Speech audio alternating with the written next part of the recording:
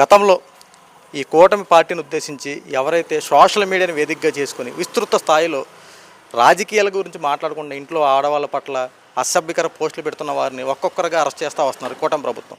YSRCP party వాళ్ళు ఆరోపించే మాట ఏంటంటే దౌర్జన్యాలు చేస్తూ ఉన్నారు, అక్రమ అరెస్టులు చేస్తూ ఉన్నారని చెప్పి మాట్లాడుతున్నారు. అసలు నిజంగా చట్టపరంగా అరెస్టులు జరుగుతున్నాయా లేదంటే దౌర్జన్యంగా అరెస్ట్ చేస్తూ ఉన్నారంట? ఇది చట్టపరంగా చర్యలు తీసుకుంటామనే చెప్పారు, కానీ వ్యక్తిగతంగా ఎవరిని టార్గెట్ చేయలే కూటమి ప్రభుత్వం, ఏ నాయకుడైనా సరే.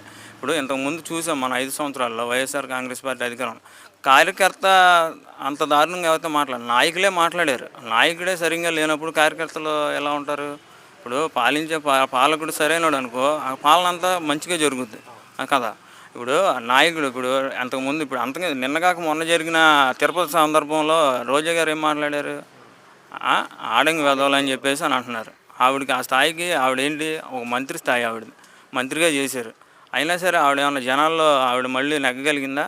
ఎందుకంటే వాళ్ళ మాట తీరు, నోరు మంచిదైతే ఊరు మందవుద్ది అంటారు పెద్దలు, అలాగే ఉండాలి. కానీ ఇప్పుడు వాళ్ళు తప్పు చేసి జనాలు ఎదటోళ్ళ మీద తోసేయాలని చూస్తే ఎలాగా? వాళ్ళ స్థాయికి ఆ మాటలు తగదు.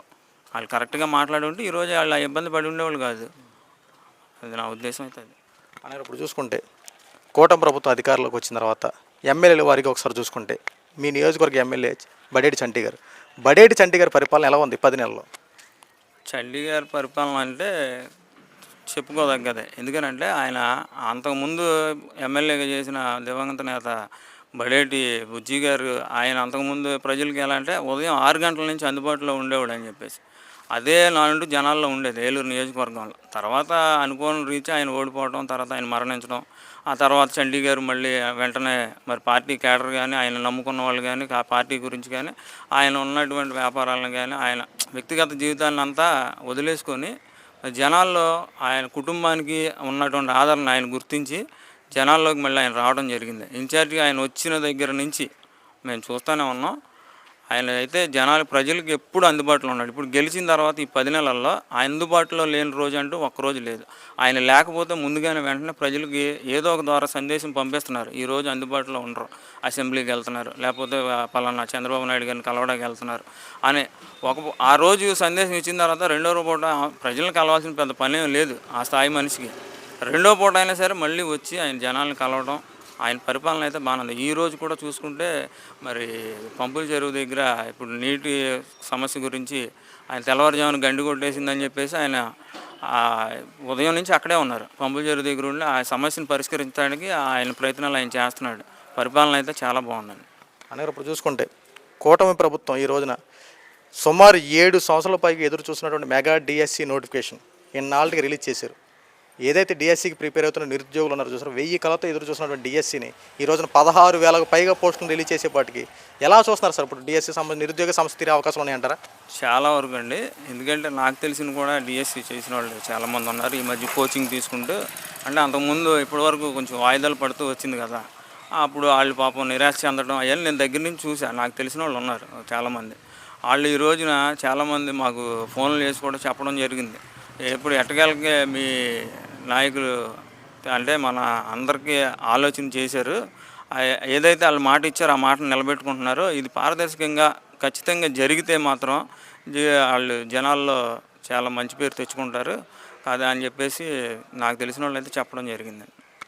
ఇప్పుడు ప్రధానంగా వైఎస్ఆర్సీపీ పార్టీ వాళ్ళు ఆరోపించే మాట ఏంటంటే కూటమి ప్రభుత్వం మొత్తం 10 నెలల్లోనే పూర్తయిపోయింది, ప్రజల్లో కూటమి ప్రభుత్వం మీద వ్యతిరేకత వచ్చింది, ఇక రాబోయే కాలంలో కాబోయే ముఖ్యమంత్రి జగన్మోహన్ రెడ్డి గారే, ఈసారి ఖచ్చితంగా వైఎస్ఆర్సీపీ పార్టీ జెండా ఎగరవేయడం ఖాయం అన్నట్టు చాలామంది మాట్లాడుతున్నారు. ఏంటి 10 నెలల ప్రభుత్వాన్ని చూసి వ్యతిరేకత వచ్చిందా?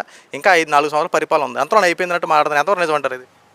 ఏమండి, ఈ 10 నెలల కాలంలో కూటమి ప్రభుత్వం మీద వ్యతిరేకత వచ్చింది అని చెప్పి ఈ వైఎస్ఆర్ నాయకులు కానీ వైఎస్ఆర్ పార్టీ వాళ్ళు కానీ ఎవరైతే చెప్తున్నారో, మా యొక్క రిక్వెస్ట్ ఏంటంటే, మీరు నిజంగా ప్రజల పక్షాన్ని నుండి ప్రజలకు మేలు చేశారు మీ ప్రభుత్వంలో అని అనుకుంటే మీరు బయటకు రండి, బయటకు వచ్చి ప్రజల్లోకి వెళ్ళండి. ప్రజలు అప్పుడు ఏం చెప్తారనేది చూస్తే అది మీకే అర్థమవుతుంది. అంతే తప్పించి వేరే వాళ్ళ మీద బురద చల్లడానికి వచ్చింది నష్టం జరిగిందని చెప్పడం అనేది అది ఇదేనండి. ఇప్పుడు వచ్చింది ఏంటంటే వైఎస్ఆర్సీపీ పార్టీకి వచ్చింది ఏంటంటే మేము పట్టుకున్నటువంటి కుందేలకి 3 కాళ్ళు, మేము ఏది చెప్తే అది. అప్పుడు చెప్పారు కదా 30 సంవత్సరాల్లో మా వైఎస్ఆర్సీపీ పార్టీయే, మా జగన్మోహన్ రెడ్డి గారే ముఖ్యమంత్రి అని చెప్పి చెప్పడం జరిగింది. దాని ద్వారా ఏంటంటే ప్రజల వాళ్ళందరినీ కూడా మూల కూర్చోపెట్టి పార్టీని చక్కగా మడత పెట్టేసి, బాబు మీకు 11 సీట్లు ఇచ్చాం, మీరు వెళ్ళిపోండి, రెస్ట్ తీసుకోమని చెప్పారండి. అనగారు జగన్మోహన్ రెడ్డి బయటకు వస్తుంటే ప్రజలు విశేష ఆదరణ చూపిస్తూ ఉన్నారు. రోడ్లు అనేది ఖాళీగా లేకుండా ఉంటున్నాయి. ఎక్కడ చూసినా సరే జనసంద్రత కొలుగుతూ ఉంది. జగన్మోహన్ రెడ్డి రాక కోసం ఎదురు చూస్తున్నారని చెప్పి వాళ్ళు సోషల్ మీడియాలో విస్తృత స్థాయిలో పోస్టులు పెడుతున్నారు. చాలామంది వీడియోలు కూడా చేస్తున్నారు. దీన్నే ఉంటారు మరి మీరు? ఇప్పుడు జగన్మోహన్ రెడ్డి గారు వస్తూ ఉంటే అశేష ప్రజానికం వస్తుంది, విశేష స్పందన వస్తుంది. ఇవన్నీ వాళ్ళు చెప్పుకోవటానికి, వాళ్ళు సంతోషానికి, తర్వాత జగన్మోహన్ రెడ్డి గారి దృష్టిలో పడి ఆయన సంతోషపడటానికి తప్ప ఏమంటే చూస్తున్న ప్రజలుగా తెలుసు ఏం జరుగుతుంది, ఎవరెవరు ఎక్కడి నుంచి వస్తున్నారు, వీళ్ళు స్వచ్ఛందంగా వచ్చారా, పార్టీ తరఫున వచ్చారా, డబ్బులు ఇస్తే వచ్చారా అనేది ప్రజలందరికీ తెలుసు. మన డబ్బా మనం కొట్టుకునే దానికంటే అది ప్రజలు చెప్పాలి. నేను అందుకే అన్నా, మీరు ప్రజల్లోకి వెళ్తే వాళ్ళు ప్రశ్నించే ప్రశ్నలు మీరు సమాధానాలు చెప్పగలిగితే, వాళ్ళు టీడీపీ గవర్నమెంట్ కూటమి ప్రభుత్వం బాగోలేదు, మీ గవర్నమెంట్ అనేది బాగుందని చెప్పి స్వచ్ఛందంగా చెప్తే దాన్ని ఎవరైనా నమ్ముతారు, హర్షిస్తారు. అన్నీ మీరే స్క్రిప్ట్లు మీరే రాసేసుకుంటారు, ఏం మాట్లాడాలో మీరే మాట్లాడేసుకుంటారు. అక్కడ ఆ ప్రాజెక్టులు రాలేదంటాడు, ఇక్కడ పోలవరం తయారవ్వట్లేదంటారు, స్టీల్ ప్లాంట్ ఏమో ప్రైవేటీకరణ అయిపోతుందంటారు. ఎందుకు వచ్చిన మాటలు ఇవన్నీ? ఈ రోజున మోదీ గారు కూటమి ప్రభుత్వానికి అండగా ఉన్నారు. ఆంధ్రప్రదేశ్ ప్రజలందరినీ కూడా పైకి తీసుకురావాలనేటువంటి సదుద్దేశంతో పవన్ కళ్యాణ్ గారు, డిప్యూటీ సీఎం, అలాగే సీఎం గారు చంద్రబాబు నాయుడు గారు, ప్రధానమంత్రి మోదీ గారు, అలాగే బీజేపీ నాయకురాలు పురంధరేశ్వరి గారు, ఏమంటే ఎంతమంది కలిసి ఆంధ్రప్రదేశ్ని మ్యాప్లో ఒక మంచి ప్లేస్లో పెట్టాలని చెప్పి, అగ్రస్థానంలో ఉంచాలని చెప్పి కూటమి ప్రభుత్వం ఆలోచిస్తూ ఉంటే వీళ్ళు వీళ్ళు మాట్లాడే మాటలేంటి? ఒకసారి వీళ్ళు వెనక్కి తిరిగి చూసుకుంటే వీళ్ళు భాగవతం ఏంటో, వీళ్ళు ఏం మాట్లాడారో తెలుస్తుంది. అదే అందుకని చెప్తున్నా, ఎవరిని కూడా చట్టం వదలదండి. ఈ రోజున శ్రీరెడ్డి, రేపొద్దున రోజా, ఎల్లుండి కొడాలి నాని చక్కగా వీళ్ళు మాట్లాడిన మాటలకి చట్టం అరెస్టులు చేస్తుంది. వాళ్ళ మీద ఏ చర్యలు తీసుకోవాలో చట్టం తీసుకుంటుంది. అందులో ఏమాత్రం కూడా డౌట్ లేదండి.